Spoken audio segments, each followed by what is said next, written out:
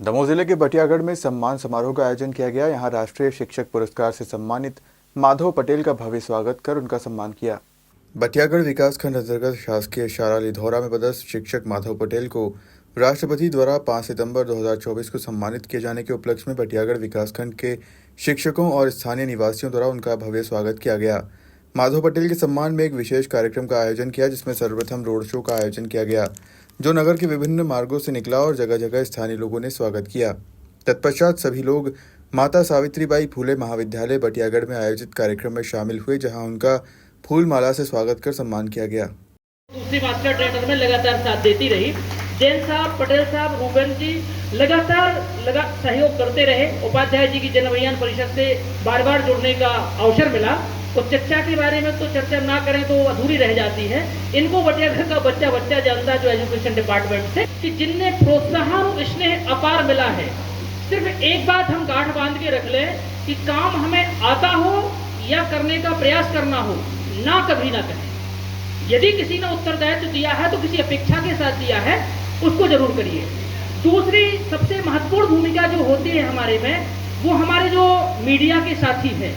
जैसे पहले ही मुझे पुरस्कार मिला, सबसे पहले फोन उदयनीय जी का गया, क्योंकि वो पूरी तरह से समर्पित होकर आपके व्यक्तित्व का विकास करते रहे। यदि आप मान के चले कि जिनको आप पढ़ाते हैं, यदि उन 1-2 की गिनती में आप शामिल हैं, तो आपको और कुछ नहीं चाहिए। परंतु यदि हम 1-2 में शामिल नहीं हैं, तो निश्चित रूप से हमें और प्रयास करने बात को हाँ, बाल सभा क्यों होती है? अभी विक्रम जी ने वो बताया, चाहे वो स्केच बनाया हो, चाहे गाना गाया हो। तो विद्यार्थियों के सर्वांगीण विकास के लिए यदि हम समर्पित होकर काम करते हैं, तो निसंदेह रूप से हमें सम्मान मिलता है। लोगों का एक अपेक्षा है कि सम्मान कम हो रहा है। यकीनन आप मान के चलें, बीओ बीआरसी तो हम एक निरीक्षण नहीं कर पाते, परंतु जिन बच्चों को हम पढ़ाते हैं उनकी रिपोर्टिंग हर रोज हमारी घर में करते हैं कि फला शिक्षक ने ऐसे पढ़ाया, फला ने ऐसे। तो ऊपर वाला देख रहा है और पूरे घर के देख रहे हैं, तो वहीं से हमारी इमेज बनती है। अगली बात, हर विद्यालय की परिस्थिति अलग अलग होती है। माननीय प्रधानमंत्री जी ने कहा था, आपदा में अवसर तलाशिए। तो समस्याएं और चुनौतियां उन्हीं को आती हैं जिनमें करने का कुछ ना कुछ साहस होता है। तो यदि आपके विद्यालय में कोई समस्या है, तो यकीनन मानिए कि ऊपर वाले ने कोई व्यवस्था आपकी कर रखी है। तो यदि हम समस्याओं से जूझेंगे, लड़ेंगे, तो निश्चित रूप से नया काम सम्मानित किया गया और एक बार राष्ट्रपति जी को पुरस्कार मिला। क्या समझते हैं? निश्चित रूप से ये गौरवशाली क्षण होते हैं, जिसके लिए लगातार जो हमारे शिक्षा के अधिकारी हैं, जो गुरुजन हैं, उनका लगातार प्रोत्साहन मिलता है, साथियों को सहयोग मिलता है।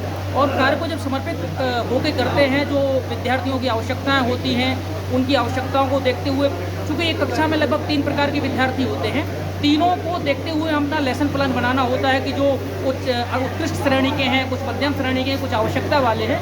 तो एक शिक्षक के नाते जब हम तीनों बच्चों को एक साथ लेने का प्रयास करते हैं, तो निश्चित रूप से हमारे शिक्षण का जो लर्निंग गैप है वो खत्म होता है और प्रत्येक बच्चे तक शिक्षा को पहुँचाने में हमें सफलता मिलती है।